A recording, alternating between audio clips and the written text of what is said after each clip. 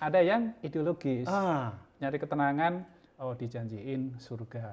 Kehidupanmu di dunia ini sesengsara apapun, Masya kalau Allah. kamu ikut saya, ada jaminan Masya surga. Allah. Nah, ini ketika oh kayaknya aku butuh penenang yang itu daripada yang narkoba.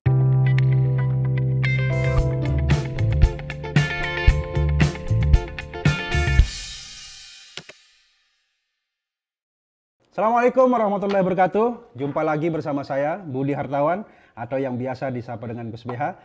Siang hari ini kita kedatangan seorang tamu yang sangat luar biasa, Direktur Eksekutif dari sebuah lembaga yang sangat terpercaya di Indonesia, sebuah lembaga penelitian yang kalau kita mendengar kata Wahid pasti akan langsung terngiang dengan Abdurrahman Wahid. Ya, beliau adalah seorang kiai, beliau adalah seorang pemimpin di negeri ini, dan beliau merupakan panutan dari seluruh masyarakat Indonesia. Dan sekarang ada sebuah lembaga yang bernama Wahid Foundation, itu bergerak di bidang kemanusiaan. Dan kita akan berbicara dengan Direktur Eksekutifnya, Mas Mujtaba. Selamat siang, Mas. Selamat siang, Mas Gus BH. Tapi jangan anu ya, dalam tanda kutip. Ya, Oke, Mas Mujtaba. Kita bicara apa ya? Sekarang ini kan gini Mas Mujtaba, ini kan Wahid Foundation ini kan banyak bergerak di bidang perdamaian begitu ya, terus mengedukasi milenial gitu. Jadi bagaimana sih menciptakan toleransi terutama di tengah perbedaan ini. Sebelum kita berbicara lebih akrab dan lebih jauh lagi, bagaimana Mas Mujtaba memandang 5 tahun terakhir tentang intoleransi di Indonesia? Iya, ini pertanyaannya sudah serius langsung ya. Sebelum kita bercanda, kita serius dulu. Iya, 5 tahun terakhir ini kalau dari segi laporan kami, dari segi laporan kebebasan atau kemerdekaan beragama dan berkeyakinan, memang ada perkembangan di sisi praktek baik. Jadi ada pertumbuhan di praktek baik. Tetapi di pelanggaran itu nggak banyak perubahan. Berarti nggak seimbang atau gimana? Itu jadi ternyata orang yang semangat untuk menciptakan praktek-praktek baik, misalnya mengucapkan selamat hari raya terhadap agama lain, bikin acara bersama antar agama gitu, itu tidak serta-merta mengurangi penutupan gereja, misalnya begitu. Kan ada ormas yang rajin, rajin garuk-garuk, gitu. Ternyata ini kencang juga, kencang juga gitu.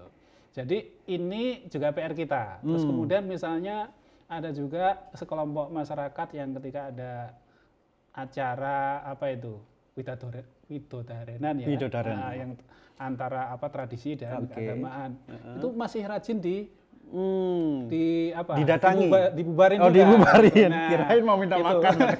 Iya. Nah, artinya ini PR-nya cukup banyak ternyata. Masih banyak PR lah gitu. Masih banyak PR di persoalan intoleransi ini. Intoleransi ini. Ya. Tapi begini Mas, bukankah di era media sosial seperti sekarang ini kan tentu semestinya ya kita kan akan semakin banyak menemukan hal-hal yang positif. Misalnya kita mengetik tentang Gus Dur saja itu quote-nya sangat luar biasa banyak gitu.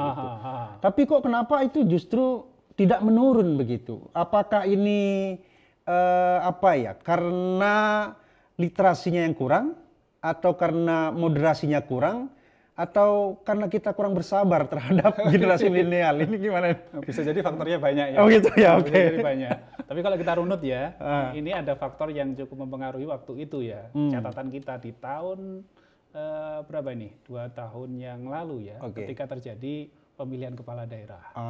Nah itu tinggi sekali itu. Naik gitu ya? Naik itu. Angkanya lumayan luar biasa dan itu rata-rata memang ada hubungannya dengan peristiwa politik. Yang nggak boleh disembayangin lah, apalah macam-macam gitu kan. Yang agama yang berbeda jangan dijadikan pemimpin dan macam-macam gitu. Nah itu ternyata efeknya panjang, cukup panjang. Sampai sekarang masih? Sekarang sudah mulai surut, Nah beberapa waktu yang lalu itu sampai ke tingkat desa juga. Jadi kalau ada di pertarungan di kepala desa, ternyata ada calon yang berbeda agama, itu juga dieksklusi juga gitu kan. Ada kampanye jangan mau kepala desa yang Muslim. Seperti itu masih. Artinya efek dari pilkada ya. Ini kan kemarin tuh sangat luar biasa, berarti kan keterbelahan masyarakat. Bahkan kalau kita lihat itu kan orang yang bukan daerahnya tempat pemilihan itu ikut-ikutan ngomong gitu ya. Ini tentu tidak kita temukan sebelum era reformasi. Tidak kita temukan sebelum era reformasi, karena zaman reformasi sebelumnya kan nggak ada pemilihan kepala daerah. Tentu. Tapi sekarang ini yang berbeda karena kita ini terhubung secara langsung di ruang digital. Apa yang terjadi di hari ini bisa diamplifikasi oleh orang yang ada di sana. Orang yang meramaikan situasi di sini, membicarakan isu yang di sini, belum tentu IP-nya di sini. Tapi gini Mas, saya ini ada di mana-mana. Tapi gini, kita juga beberapa waktu yang lalu kan sempat ramai juga. Ada, saya tidak tahu apakah ini cara membacanya yang salah, atau memang teksnya yang dibaca cuma sedikit, atau pendengarnya yang kurang begitu. Semua agama benar di mata Tuhan. Dalam konteks itu, WI bagaimana memandangnya? Sekaligus saya juga ingin minta pendapat nih, Mas Mustafa kan juga tidak jauh-jauh dari agama lah, kira-kira gitulah. Dalam perspektif yang saya lihat pluralisme, terus kemudian mengkampanyekan perdamaian, bagaimana dalam koridor sebagai seorang direktur eksekutif memandang itu, dan juga sebagai seorang santri. Monggo dijawab. Ini berat sekali ini. Berat ya. Tapi tidak seberat di pondok ketika ngantri makan lah ya. Iya. Nah, ini emang di zaman sekarang ini kan zaman serba singkat ya. Semua tersebar cepat, singkat, viral, selesai, ganti lagi gitu ya. Di platform media sosial, Twitter misalnya berapa karakter kita. Kalau misalnya kita menerangkan satu kalimatnya tadi, semua agama itu sama, langsung sudah di caci maki banyak bisa trending orang, gitu ya. Bisa trending gitu, tapi penjelasannya nggak didengerin. Gitu. Kalau dulu zamannya Gus BH kan baca buku, bukunya tebel-tebel gitu kan. Jadi satu kata tuh cari penjelasannya sebuku. Sekarang kelamaan itu nanti ya. Lihat TikTok gitu kan, berapa menit itu harus sudah diharapkan sudah bisa menyerap semua penjelasan. Dari 160 karakter diharap bisa menjelaskan semua hal. Nah, ini apalagi audiens sekarang juga maunya yang cepat-cepat instan, ya. Yang cepat-cepat aja. Yang cepat-cepat. Kalau instan hari ini, yang cepat-cepat aja, pendek-pendek aja. Kalau panjang-panjang, waduh, kita nggak sempet. Kan scrolling mungkin sambil nunggu apa begitu kan. Kalau baca bukunya referensi yang dulu biasa dibaca Gus BH, tebel ya, sudah ngantuk. Nah, karakter ini yang kemudian menuntut kita sebetulnya untuk lebih kreatif juga untuk menjelaskan konsep-konsep atau statement-statement yang terlihat kontroversial, walaupun ketika di dalam ini nggak terlalu kontroversial. Gitu ya. Kan, ya. Saya ingin menyambungkan dengan beberapa hasil penelitian dari WI. Kita tahu kan tingkatan SMA 23,4% kalau tidak salah itu pada tahun 2017 ya. Itu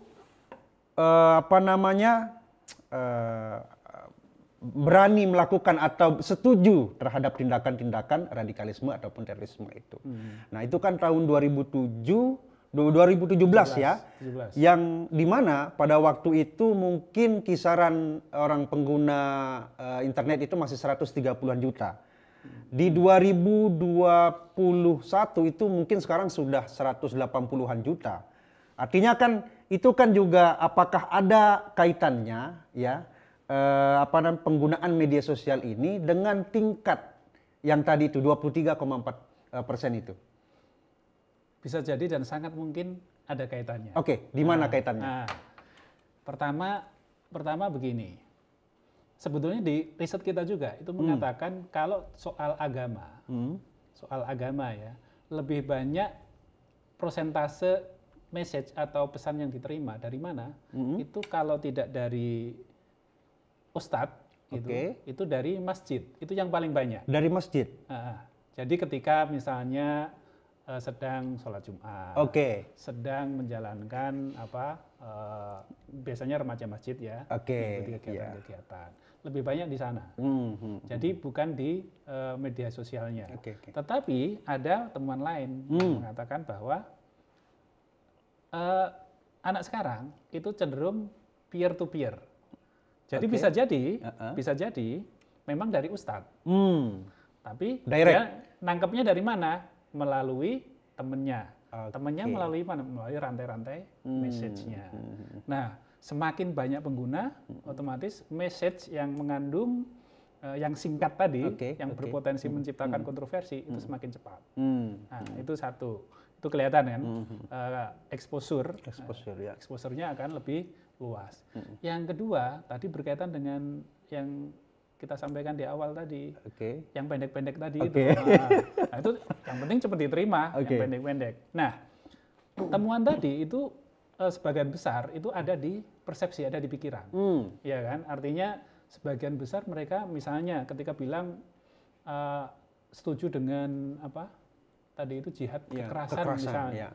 Dia sendiri juga tidak tahu situasi ketika orang dalam kondisi konflik seperti apa. Tentu dia ingatannya tidak muncul ketika kita misalnya mengalami konflik sekeras di Maluku waktu itu, di Ambon waktu itu, mungkin nggak kebayang.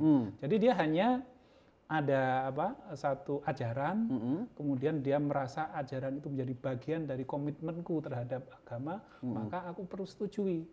Nah, ada di pikirannya begitu, tapi tidak berdasarkan observasi dia atau dia terpapar pada lebih banyak informasi, tidak begitu. Mas Mujtaba, apakah ini hanya terjadi di sekitaran kota-kota besar atau juga sudah ke daerah-daerah? Memang ada gradasi, nggak bisa disamain. Ya. Nggak bisa disamain. Di kota-kota besar, interaksinya memang lebih banyak di media informasi. Ya, menggunakan platform media sosial. Menggunakan platform gitu. Itu bukan berarti di desa nggak ada, di kampung nggak ada. Tapi kalau di persentase, interaksi langsungnya lebih banyak. Tentu ini yang membedakan.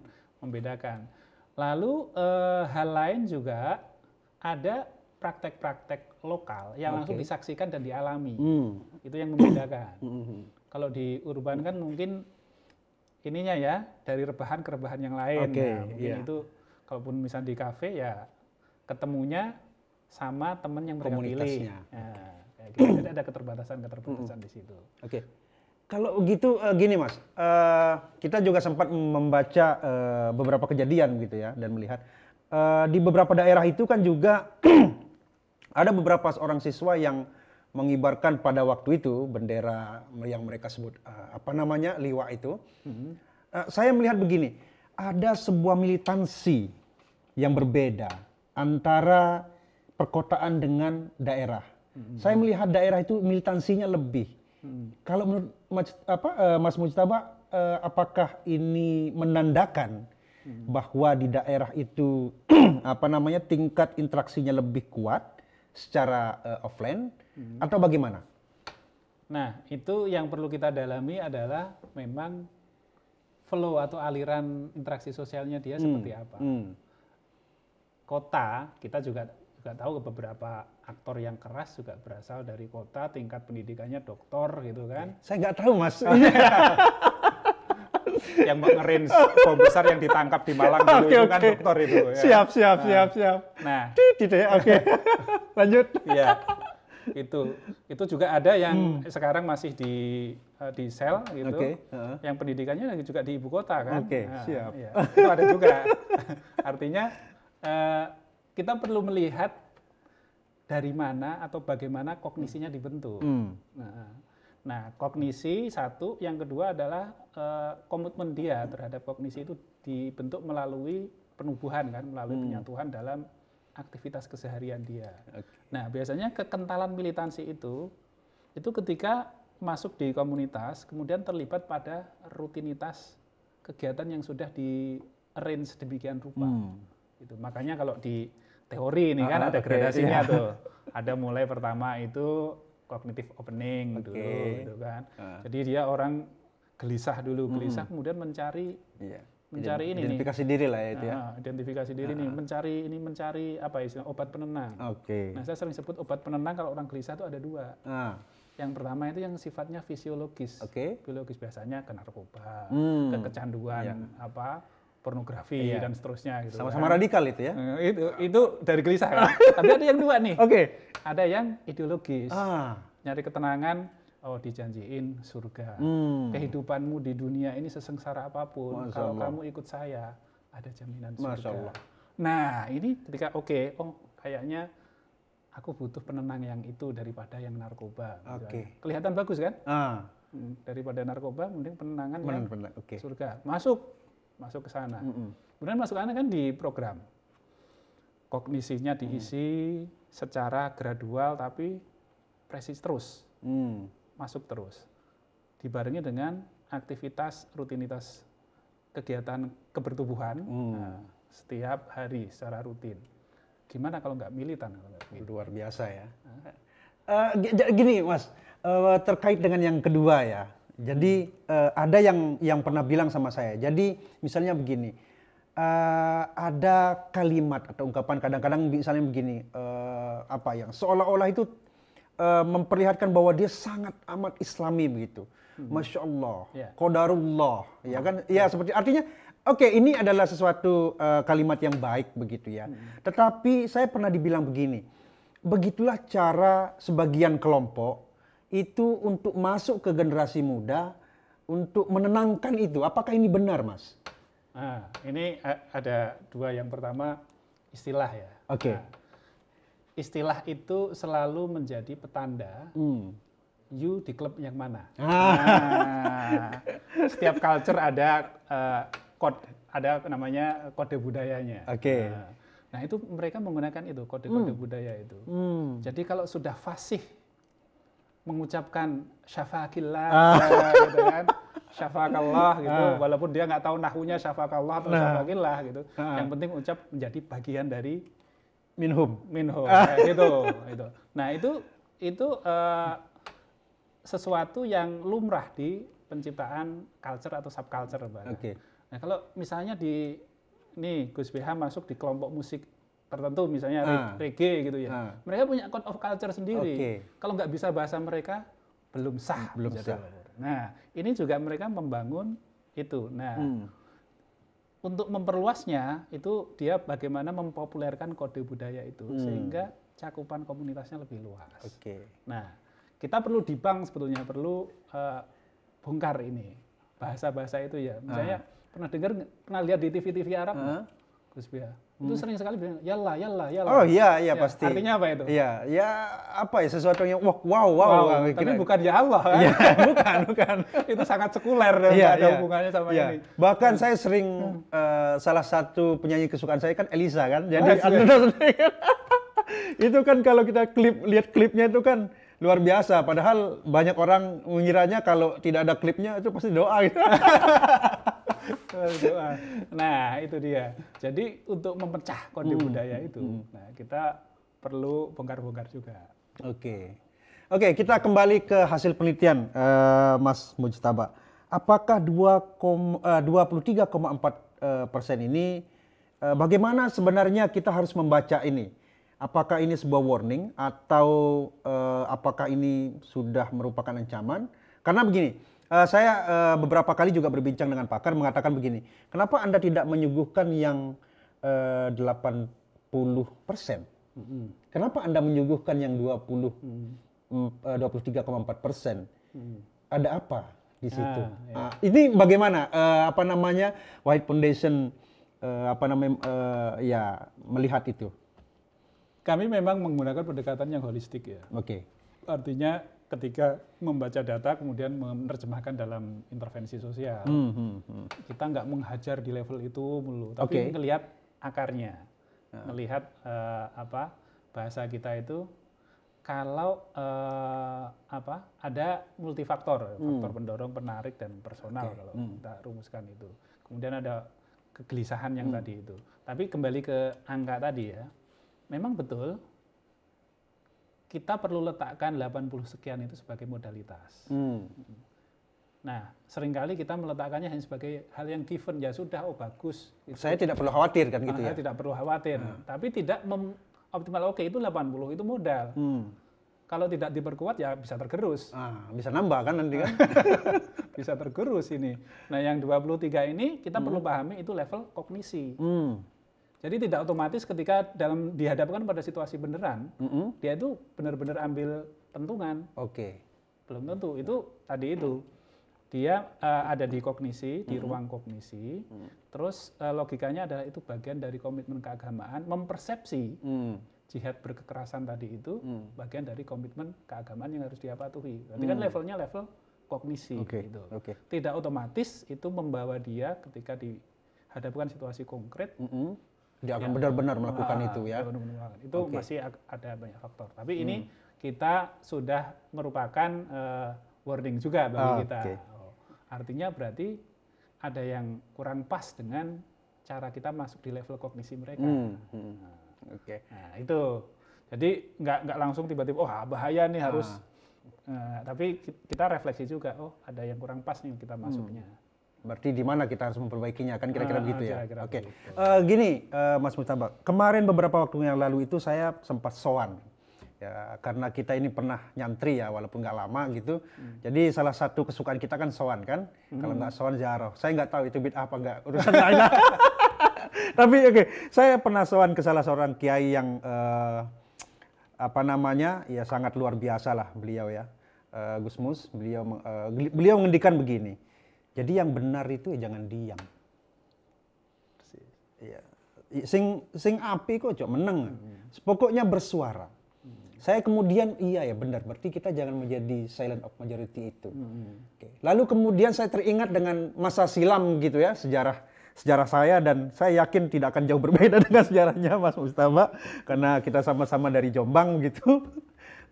Saya dekat Cukir, sampean yang di dekat kota gitu kan. Jadi Mas Mujtaba ini lebih milenial lebih modern daripada saya.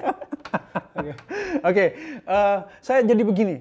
Lalu kita kan punya banyak sekali pesantren ya yang moderat tentunya. Bahkan itu lebih banyak daripada pesantren-pesantren yang dalam tanda kutip itu yang minum itu gitu ya. Tapi bagaimana kemudian kita ngurusin yang 23,4% itu tadi dengan yang lain-lainnya? Karena kan masih ada juga itu yang PNS dan yang lain-lainnya. Terus kita juga tahu sekarang di era milenial, era keterbukaan seperti sekarang ini kan seperti yang sampean bilang, orang pinginnya yang cepat-cepat itu tadi. Sedangkan orang kalau misalnya kita mau ngaji ke kiai kan butuh waktu, 1 jam itu nggak kerasa kan. Padahal itu baru bab toharoh misalnya kayak gitu kan. Nah, saya juga ketika dulu pernah nyantri itu Mas Mujtaba, jadi pelajaran tentang jihad itu sangat nanti belakangan. Bahkan itu ya tinggal baca saja lah kira-kira gitu. Hampir jarang sekali kita membahas itu. Nah, bagaimana kemudian generasi yang berada di dalam pendidikan agama yang di pesantren dan ini untuk kemudian apa yang harus mereka lakukan? Apakah mereka ya sudah kalian kembali ke rumah menjadi seorang kiai tetap saja di situ atau bagaimana? Mas Mujtaba. Ini ada dua sisi kan ya ini. Sisi yang pertama itu bagaimana yang 80 lebih itu nggak menganggap itu given gitu, tapi juga bergerak. Terus yang kedua adalah bagaimana agar yang 20 sekian ini tidak membengkak kalau bisa berkurang. Nah, itu dua sisi sebetulnya. Nah, yang pertama di 20% sekian ini untuk representasi tadi remaja ya, ini subjeknya remaja ya. Yang umum agak berbeda lagi. Nah, ini pertama ya di leveling dulu tentu saja kan levelnya beda-beda itu. Ada yang hanya terlibat tipis-tipis, sebetulnya masih belum terlalu yakin, hanya dia mencoba kok masuk organisasi itu seru. Nah, misalnya itu ya, di organisasi kesiswaan itu kok seru gitu. Tapi ada juga yang memang sudah tertanam cukup lama. Nah, ini kan kita perlu pilah-pilah juga, karena treatmentnya bisa berbeda. Gitu. Nah, tapi yang bisa pertama-tama kita respon, kita respon secara lebih umum gitu, itu kira-kira kan memperluas message yang tadi itu kita lihat kayaknya kurang pas masuk di kognisi mereka. Jadi kita lebih akrabkan ke bahasa-bahasa anak sekarang. Kita respect terhadap keinginan anak remaja untuk menjadi bagian kelompok. Itu pasti dia masih mencari kelompok. Kalau ada kelompok keagamaan, ya kita jangan alergi dengan kelompok keagamaan. Kita terlibat di sana. Nah, jangan sampai ada pernah, ini kan pernah dengar nih kalau anak-anak pondok ketika sudah ke kampus gitu ya, terus jarang ke musola lagi. Gitu. Kan pernah dengar gitu? Ya, pernah dengar atau mengalami? Kan begitu. Iya. Jadi ya masuk saja. Walaupun tidak memimpin. Tapi paling tidak kan ketika masuk di situ ada yang bicara, oh kayaknya nggak cocok, bisa menyampaikan pandangan. Kan begitu. Ini yang lebih umum ya. Lebih umum. Tapi yang treatment yang sudah tertanam agak dalam itu, memang tidak serta-merta langsung dikontra. Kan? Paling tidak kita perlu lokalisir. Nah, kita pastikan bahwa itu tidak meluas. Gitu. Baru kemudian kita nggak selalu bisa berhasil. Kalau sudah kekeh banget posisinya, ya yang penting dia tidak merusak yang lain. Kan begitu. Nah, itu yang dari 20%. Yang 80% tadi, saya setuju itu tadi. Kita lakukan banyak hal lah ya, sebisa yang kita lakukan. Bisa podcast begini ya, podcast gitu kan. Tapi WI punya kampung kampung damai namanya itu? Kalau kita punya bisa melibatkan banyak orang, kemudian bisa mengumpulkan resource, kita bikin contoh-contoh pilot project. Bikin di sekolah, kita punya sekolah damai itu, bikin di desa damai gitu. Terus kemudian nanti bareng-bareng BNPT juga kan, bikin bagaimana kita menggaungkan, memperkencang narasi alternatif. Bukan sabuknya yang dikencang. Suaranya kita perkencang, libatin makin banyak orang. Terakhir Mas Mutaba, ini yang agak seriusnya terakhir, tapi yang bercandanya masih banyak. Apa sih sebenarnya yang harusnya dilakukan oleh yang Gus Mus sebut tadi, orang-orang yang bisa bersuara itu tadi? Karena begini, tidak bisa dipungkiri bahwa keilmuan sekarang ini kan tidak seperti 15 atau 20 tahun yang lalu. Saya yakin masih banyak orang yang seperti di Pesantren Lilborio di Jombang atau di di Banyuwangi, di Probolinggo atau dimanapun pondok-pondok pesantren yang masih mempelajari kitab-kitab Turats, masih mempelajari nahwu sorof dan mengkaji itu sebagai sebuah bagian dari pergulatan keilmuan begitu. Tapi kan yang muncul, yang kita lihat ini kan sekarang belum begitu banyak begitu. Apa saran dari Mas Mutaba sebagai sebagai orang yang pernah berada di dalam situ di pesantren, sekarang juga bergelut di di dunia menyampaikan, mengkampen perdamaian begitu. Teman-teman kita ngapain nih, atau apa yang harus dilakukan sih sehingga mereka yang nggak kembali ke rumah terus kemudian hanya bukan hanya sih, tapi ayo apakah kita masih kurang atau gimana coba? Ya, kalau saya percaya setiap orang itu punya kapasitas untuk mempengaruhi di sekelilingnya, apapun bentuknya. Jadi kalau memang semua orang tidak ahli bicara, semua orang tidak ahli main Twitter, main Facebook, main TikTok dan seterusnya. Nggak semua orang nyaman dengan itu. Gitu. Nah, tapi setiap orang punya perannya. Ketika di lingkungan RT, paling tidak ketika bikin musyawarah RT, gitu kan, dia bisa mengatakan bahwa misalnya nih ya, ada orang baru masuk, orang baru itu agamanya berbeda misalnya, dia butuh ruang untuk beribadah di sana, ya bisa disuarakan di sana bahwa itu bagian dari komitmen kita sebagai bangsa Indonesia memfasilitasi. Gitu. Karena ada di kasus tempat lain ya, yang alasannya ini kan cuma dua keluarga ngapain difasilitasi, padahal bagian dari komitmen kewarganegaraan kita, ya semua orang boleh menjalankan ibadahnya. Nah, itu juga bersuara, tapi tidak berkuar-kuar di Twitter atau di TV gitu kan ya. Iya. Nah, ada kapasitasnya. Terus ada kapasitas misalnya dia bagian dari PNS di wilayahnya misalnya. Oke. Nah, ketika bikin kebijakan rekrutmen dia bisa usul. Oke, kalau rekrutmen itu walaupun secara formal tidak ada pembatasan agama atau apa, ketika wawancara perlu diperhatikan juga bahwa itu memastikan tidak ada diskriminasi dan seterusnya. Di perusahaan juga demikian. Ketika ada usulan siapa yang mau ngimamin Jumat besok atau khutbah besok, nah itu kan bisa memberikan suaranya, memberikan pengaruhnya. Jadi itu menurut saya.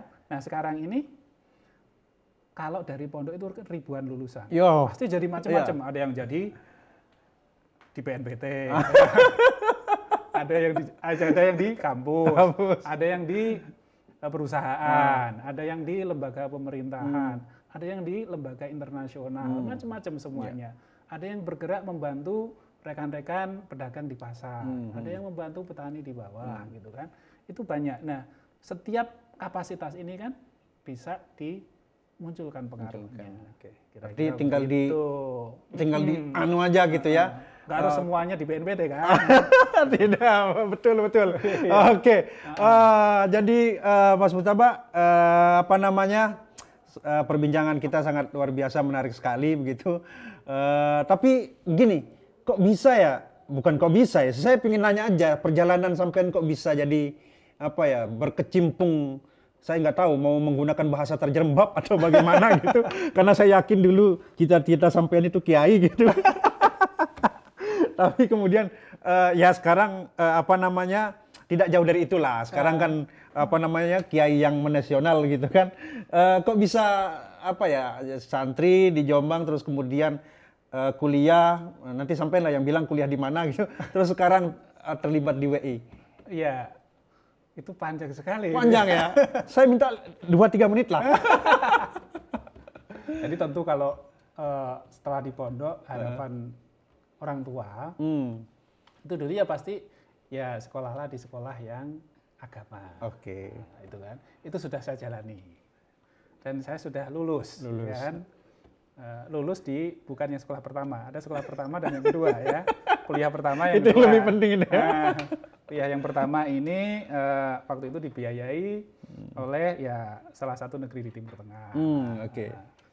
Nah kemudian saya kuliah kedua yang ini kampusnya orang Nahdlatul Ulama. Saya luluslah di situ. Tapi saya lihat kalau di situ lulusannya ini namanya lulusan syariah kan ya. Syariah itu kalau rata-rata kan arahnya ke penghulu. Ya. Terus di Kementerian Agama. Terus pengadilan agama gitu kan. Iya. Teman saya sudah banyak gitu. Saya nggak punya kesempatan nanti. Saya cari yang lain aja deh. Nah, saya akhirnya bergelut di media. Bikin media sama teman-teman. Terus juga nyemplung di NGO. NGO-nya yang pertama ya NGO yang ada hubungannya dengan teman-teman Nahdlatul Ulama. Terus ya bergaul dengan teman-teman NGO yang lain. Isu ada yang lingkungan, ada yang governance, anti korupsi gitu. Terus sekarang kembali lagi ke isu-isu terkait dengan toleransi. Luar biasa. Saya kira cukup Mas Mujtaba, perbincangan kita sangat luar biasa sekali. Ya perbincangan yang tentang apa ya? Pokoknya tentang gado-gado lah. Intinya adalah bahwa Indonesia ini berbeda, sangat banyak suku, bahasa, ya sangat banyak sekali. Bahasanya ratusan, sukunya juga ratusan. Maka perbedaan itu adalah sebuah keniscayaan dan itu merupakan sunatullah. Maka kemudian marilah kita sama-sama saling menjaga dan menjadikan perbedaan itu sebagai sebuah kekuatan untuk menjadikan negara kita yang baldatun thayyibatun wa rabbun ghafur. Oke, sekian dari saya Budi Hartawan dengan Mas Mujtaba, Direktur Eksekutif dari Wahid Foundation. Demikian, Assalamualaikum warahmatullahi wabarakatuh. Ciao.